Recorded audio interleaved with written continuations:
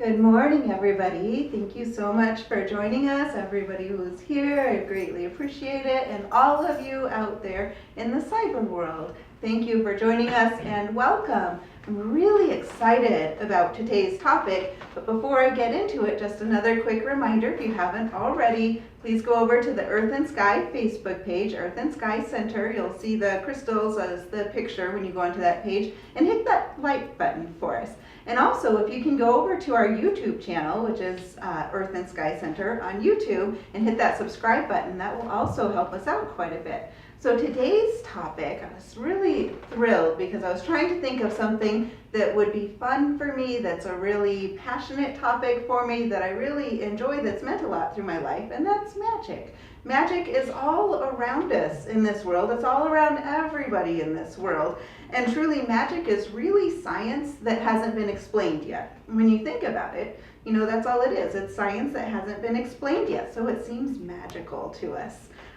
Some people have more accelerated abilities that we consider magical, but it's within everybody. Everybody has these abilities within yourself. And in the past, we've had so many examples of things that seemed truly magical, and then later science came along and explained it. Sometimes I tease JJ because he'll explain certain advances and things like when the internet first came out. I remember I was like, this seems so magical, it's amazing. How can I reach out and find anything I want to know in the whole universe, and I can type it onto this device in front of me and it goes out and finds it somehow? That's amazing, it's so magical. And then he would go into the technical explanation. Well, this is how it works. And I'm like, don't ruin the magic.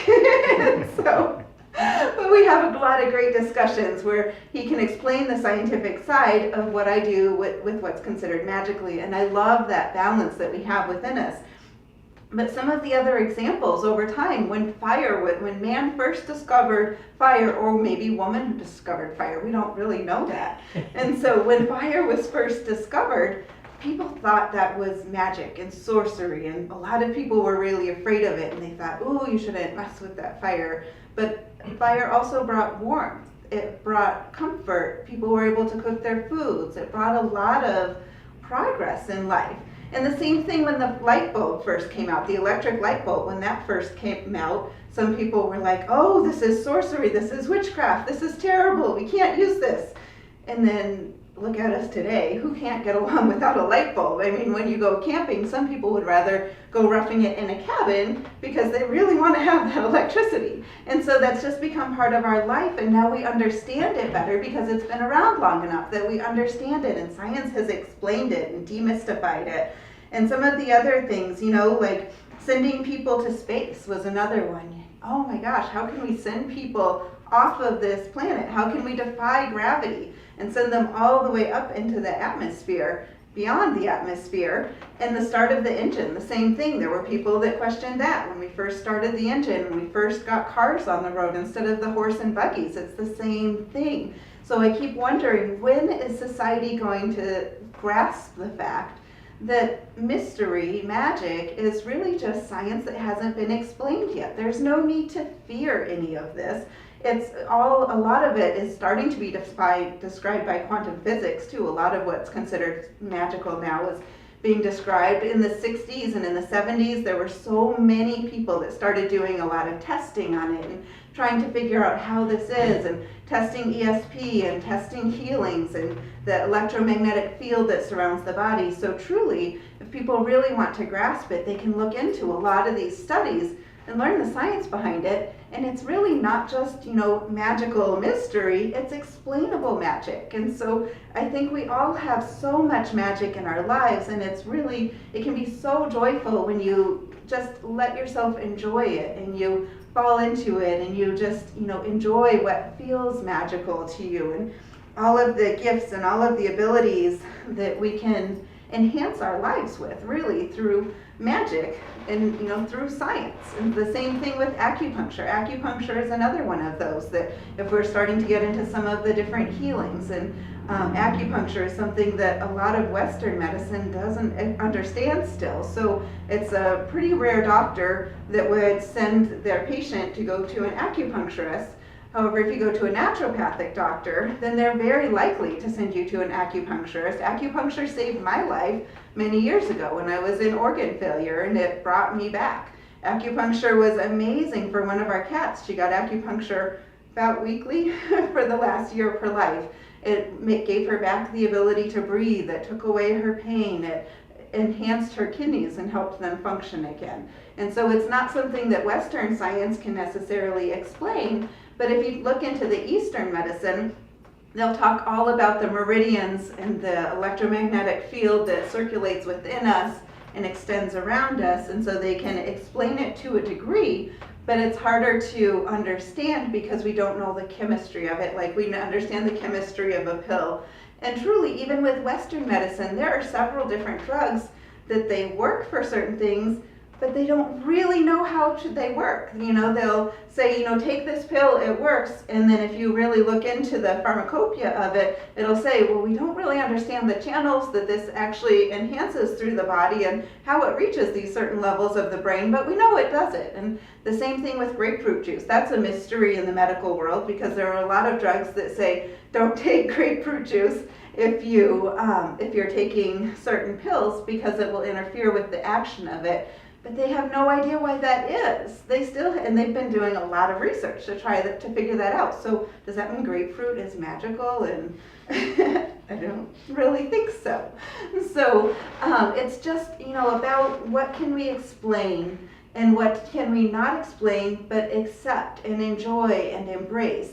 Healing is one of the main things that I really am drawn to because I've gone into healing, gosh, so many years ago. I started out as a massage therapist, and very quickly after I went through, or as I was going through massage school, I started realizing that as I'm doing massages, I'm picking up messages for people, and I'm realizing things that are going on in their body, and I'm really in tune with a lot of this. And so I talked to the people at the school, and they said, well, this is very, very common. They said that actually with all energy work, whether it's on the body or whether it's energy work above the body, working through that electromagnetic system that we all have around us, the aura, if you want to, you know, that's another word for it, that when you're working in that, you're also engaged in all of the levels of that person, physically, emotionally, spiritually, mentally.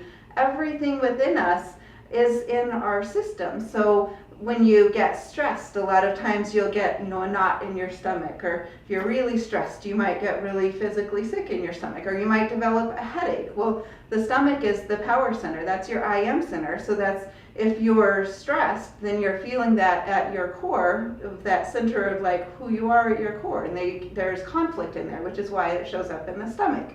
If people are having a lot of issues surrounding love in their life, or they're, you know, feeling traumatized, or they're really hurt by something, or they might have childhood trauma and they, you know, haven't dealt with that, they might have heart issues that start to come up. They've actually found that since the women have been in the workplace more than they used to be, that women are getting the same heart issues that men were typically prone to before. And a lot of that is that stress, and that stress of, you know, working so hard, and that separation of, you know, family or other activities can cause a conflict within the heart. And then the heart starts to physically have issues. And the kidneys relate a lot to the sweetness in life. So people that feel like they don't have a lot of sweetness in their life, or they have conflict in that area, they'll start to often have signs of that in their kidneys. Every single organ through the body has something that it correlates with. The same thing with the vertebrae in your spine. Every single vertebrae, each vertebrae has its own thing that it connects to mentally and emotionally. And so science explains all of this, but for a lot of people it seems very mystical, and, you know, some people will say, oh, that's such woo-woo stuff, because they just don't understand it. But it all has a scientific base. It's all just really a natural base though too. It's all just in accordance with living in harmony with the environment, living in harmony with the earth, and just allowing yourself to find balance and to feel that equilibrium within your life.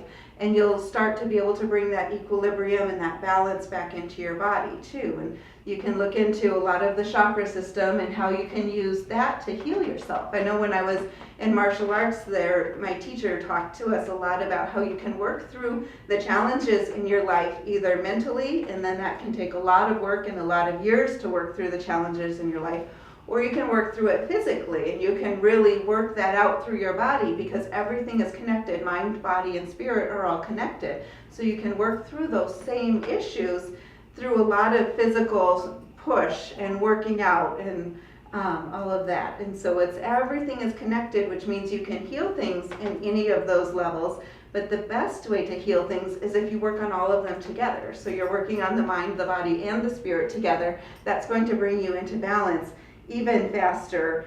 And a lot of the healings that I do, like the Reiki, a lot of that is above the body. And so some people would question, is that, magic? And it's just another form of healing. Jesus talked a lot about the laying on of hands healing, and a lot of what he did to me sounds like Reiki, basically. It sounds like there are many different forms of energetic healing. They all are basically the same thing, though, when it comes down to it. And he would lay his hands on people. He would allow that divine energy to flow through him, through the heart and out through the hands, and then heal that person. That's the same thing that I do. That's the same thing that so many other healers do, and that ability is within everybody. So for some people that ability comes a little bit easier.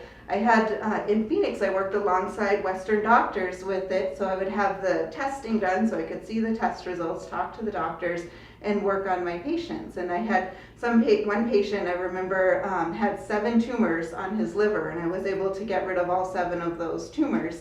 And the doctor was just astounded at how the tumors suddenly dissolved and couldn't really explain it. And another patient that had diabetes, every time he would come to me, he would test his diabetes levels before he started the treatment and again afterwards. And before, oftentimes they were really high, and immediately after the treatment, it was right in that middle of exactly where it was supposed to be. And it's something that everybody can learn to do. It's not that I'm like supremely special or I'm supremely magical. It's something that people can learn to do, and it's a very, very natural thing to be able to do it. And the same thing with intuition too. Being psychic, oftentimes that word scares people a little bit. I am a medium and I'm a psychic. I do group readings where we'll have a bunch of people together. I know last year I was honored to be able to do it at the Holly Hotel, where we would have about 60 people gathered around each night.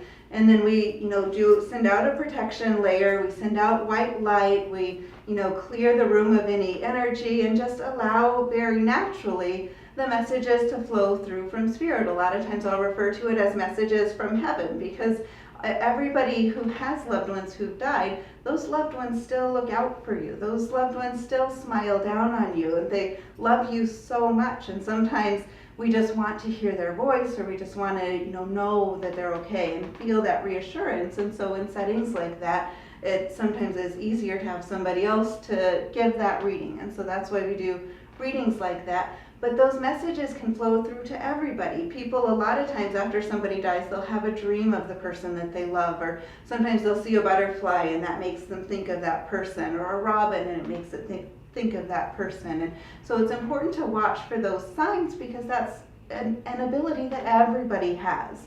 And so just knowing and being able to trust yourself when those things happen, and knowing that, yes, that really is a sign for you, that yes, that person is really watching out for you and that they still love you. And that's the same thing as being psychic. It's the same thing as a woman's intuition. I know when I first moved to Michigan, this was a really interesting experience for me, because out west in Arizona, people are very accepting of all of this. It's just a way of life. Most people are into all of this, and out here it seemed much more conservative. I was like, oh, where did I move? This is kind of interesting. Okay. And it seems like over the last couple of years, a lot of it's opened up and there's so much curiosity. But I remember, I think it was within the first year of us being here, I had talked to somebody about being psychic, and she said, oh no, and she touched my shoulder. She said, you don't mean you're psychic, you mean you have women's intuition. And I was like, okay, that makes you more comfortable. So it's all labels, it's all words, semantics. I say that a lot. We get so caught up on different words and putting labels on things. And when we put labels on things and we say this is good, that's bad, this is divine, that's evil, and we get all of these conflicts within ourselves, and it's just silly. It's so silly to do that, because it's all natural. It's all part of our natural world. It's all abilities within each and every one of us. And by the way, calling it women's intuition isn't really fair because men have it too. It's something that we all have within us. We're all connected to the divine. We all have the divine within us. We're all gods and goddesses, and we have this ability within us. And so a lot of the great teachers like Krishna, Buddha, Jesus, all of the different masters that came here, as Deanna said last week, were here to teach us how to have a human experience in a very great way, to keep us as connected as we can to all of the power that's within us, because the full power of the universe is within each and every single one of you. And that ability that you are limitless. You can create your own destiny. You can manifest your dreams. You can do everything that you want to do. It's about focusing. It's about getting to know yourself and being able to have that calm within yourself and being able to have the focus within yourself. And that's a big part of why meditation is so important. And we do meditations every week here, and I encourage people to do meditations every day, because when you meditate, then that takes you to that quiet place within yourself where you can really get to know yourself. And when you are quiet and you shut off all of the different five senses, and so you're not paying attention to all of the distraction around us in this world, then you turn within yourself and you're able to connect with that divine that's directly right within you. And so when you connect with that divine right within you, you realize how much power you have within yourself, how incredible you are as a person, and you learn to let all of those labels and all of those judgments and all of those fears and all of that doubt about yourself fall away, because you realize that you are creation of the divine and you're here to serve your divine purpose and to have a human experience at the same time. How great is that? What an opportunity that we have. It's amazing. And so meditation is definitely the biggest key to being magical in the sense of what people term magic, and to be able to really enhance what's not even just a mystery, but those abilities that are within each and every one of us. So, the intuition that can rise within you, the ability to create your destiny, the ability to manifest what you want, the ability to do and create the life of your dreams. So there's nothing that is physically stopping you from that. It's just about finding that center within yourself, believing in yourself, channeling that divine energy into yourself, and unleashing your power so that you can be fully who you are and fully who your divine right is on this planet. It should always be done with the greatest intent of peace and love, not just for yourself, but for the whole planet and the whole world, because we're all connected. And so when we send out love energy and when we send out peace around the world, we're sending that up within ourselves.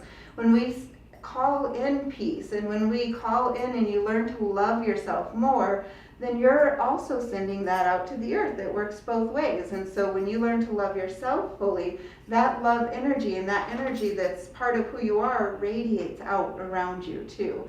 And so we all have the aura. It's an electromagnetic field about 3 feet. It extends off the body. Some people it extends quite a bit more. The average person, it's about 3 feet off the body. And so when you think about that, when you're in a group of people, your energy is impacting all of those around you, and vice versa. Their energy is impacting you. Some people tend to be really sensitive to that energy too, and so it's very important for people like that to ground yourself and to center yourself. So before you go out where you're going to be in a crowd of people, or if you're going to like an animal shelter where there might be a lot of negative or fear energy or something like that, or even just a big party, if you're going to be out in a big party like for New Year's or something like that, always make sure you ground yourself. So you do that through that meditation. I walk you through a lot where you feel the earth energy under your feet. You just take deep breaths and you see yourself going down and getting connected like your legs are roots of a tree, and then that earth energy is very stabilizing, very grounding, and that will help you keep your calm, strong, stable center. You can also, one of the things that I do all the time is a white light, and so that's where you channel that divine white light that comes in from above the crown of your head. You can call it whatever you want, divine light, goddess energy, God energy, whatever label you want, angelic light, whatever it is, just the universal white light, and bring that down into you, and then visualize that with your breath expanding all around you. So it expands even beyond that 3 feet of your aura, And then that is just this beautiful, brilliant, divine protective layer that will help protect you too. And so that can help, especially for those people that are really sensitive to other people's energy. If you feel like sometimes you're around people and your energy just zaps away when you get home, so that white light is one of the best ways to do that. And then that white light is also great if you feel like your energy is really low and you just need a little pick-me-up. Do a few deep breaths and bring that white light, just like this brilliant white light cone, straight in through you, and you're going to feel your energy picking up too. So that's another really helpful way. And meditation is such a great practice for gaining focus too. And so I know when I was younger, I was really little when I started doing candle magic. And candle magic is really a focused meditation. And so that's where you have a candle in front of you. It can correspond with one of the chakras or correspond with, whatever that color energy is. I know when I was younger, I was really surprised and excited to find that for me, the color blue really seemed to bring money. And so every time I would light this blue candle, I always thought it was green because I thought our money was green. Well, other countries have all other colors of money. So, but for me, I found every time I lit the blue candle and I just focused on breathing and centering myself, then money would flow in. And so I always thought of that as my abundance candle. And you can do, if you need healing in the heart, red is a really good one because we think of red as like a love energy. You can also do green or pink because those are the heart chakra colors, is green and pink. If you're looking to increase your intuition, then purple or white would be a good one. Anytime I do healings, I do a white energy or white candle because the white light can go to be whatever you need it to be. So if you don't know what color to use, just use a white candle and it's guaranteed to be exactly what you need it to be. If you're looking to feel grounded or more connected, if you feel like you're just really up in your head too much and you just need to feel stable, then red would be a good one or black would be a good one. The bottom chakra color around your feet is black. It connects us to the asteroids and the meteors and the depths of the universe. But red is the root chakra, which connects us to the earth. So either of those colors would be great to just look at a candle while you're meditating, and it will really help bring in that intuition or that healing or whatever it is that you're looking to have, because it's just a focusing tool. We have so many different focusing tools in this life, and that's one that resonates a lot with me. Meditation is such a great way to get to know yourself, and you can do so many different types of meditation. So find out what type of meditation works best for you and practice that until you really feel comfortable with it, but also practice ones that you're not as comfortable with, because that's going to help you grow too. And when you're meditating, if you're looking to build strength, then standing while you meditate is really great for helping you build strength. If you're looking for wisdom, sitting while you meditate is the best. And if you're looking to restore yourself and to heal, laying down when you meditate is the best. With each of those, you want to make sure your spine is really straight, because your spine is where your whole nervous system connects through your spine. And so when your spine is straight, that energy flows in and can go wherever it needs to be within your body and your mind and your spirit. Just a few other things before we wrap up. One of the things that's really important that I sometimes get asked about is how to dispel negative thought energy, because our thoughts are magnetic and our thoughts are telepathic. So whatever you think about is what you draw towards you. So if you have thoughts that are fear-based, then you might notice in your life you have things that you feel like you need to be afraid of. If you have thoughts that are, and people that are around you that seem highly dramatic, then that might be where your thoughts are feeling like you've got a lot of chaos. And maybe you need to make sure you ground and you center and you use that white light before you're around those people, or when you're on Facebook and you're seeing those posts from people, then ground, use that white light, and then just let that go, and try and let that go out of your life. You don't need that as much. But our thoughts are magnetic and telepathic, and so are the good thoughts. So if you're doing affirmations where you're trying to bring more money into your life, then say it like you have it already. I have an abundance of money that is mine now. I'm creating this etherically, and I'm ready to see it manifest now. And so adding that word now into it really helps. If you feel lonely sometimes, then you can say, I have wonderful friends around me that really care, And I'm so thankful for the friends I have around me now. And even if it doesn't feel like you have it when you first start saying it, keep saying it like you already have it and it's in the present moment, and that's what you draw to you. Now, it's hard to get out of that habit sometimes of the negative thoughts, because when you're in that, it is a habit. You know, positive thoughts all the time are a habit, negative thoughts all the time are a habit, just like everything else in life.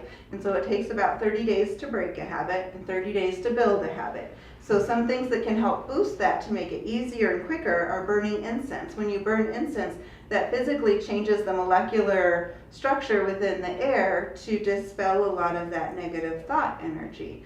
And smudging is another good thing. And it depends on what type of smell. I know it drives my husband crazy when I use sage, because sage has a very strong smell and it's very smoky. I like it because it really works well and it really is effective. And if you feel like when you walk into your house, it just feels like the energy is a little stuck sometimes, or it just feels like certain areas are stagnant, smudge and sage are excellent to use to clear out the space.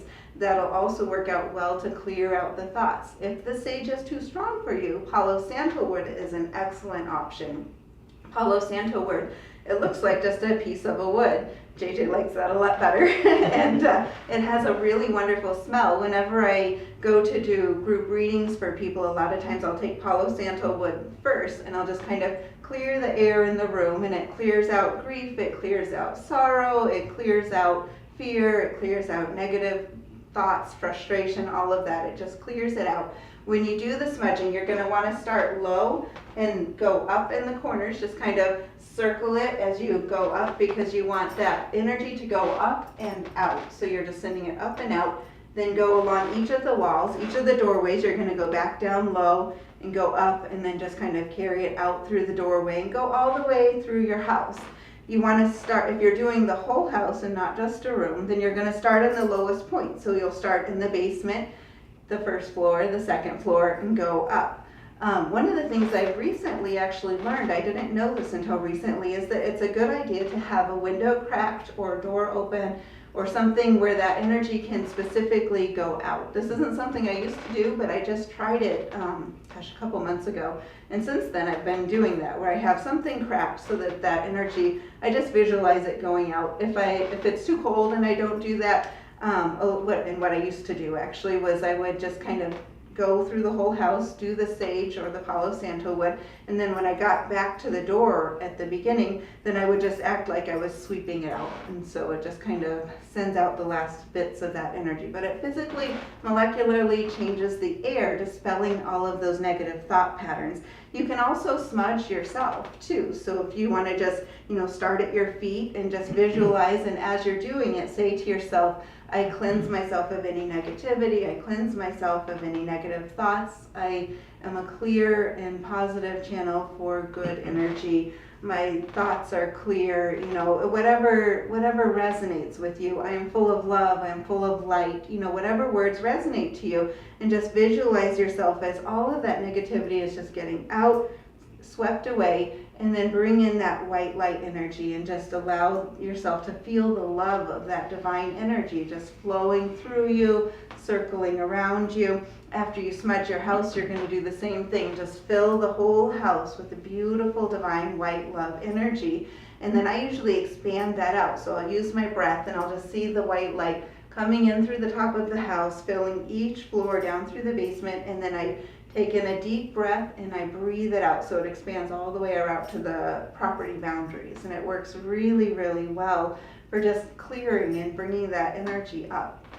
Another thing that works really well if you feel like you're really struggling with fighting off negativity or negative thoughts or anxiety or anything like that, after you do that with the white light, you can also bring in a purple bubble. So you just visualize, because the color purple only allows positivity to flow through it. It's like a net, and so anything negative can't come through the purple bubble.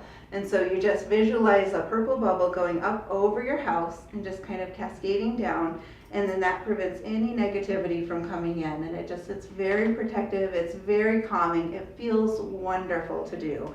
And so that's another main key for that. But it's just amazing. We are all so connected with each other. We all have all of these abilities. It's just part of who we are. We're all divine beings, you know. We are all here to serve and to live a purpose, you know, on earth. We all have different purposes on earth, and we're all full of love and light. And so it's really comes down to being about tapping into that love energy and tapping into that light within yourself and allowing yourself to recognize who you are as a divine being, because when you recognize who you are as a divine being, then you can serve that purpose even more, and you can let your light shine even more, and just allow that to flow out through the universe. So thank you so much for joining me in this talk about magic and mystery.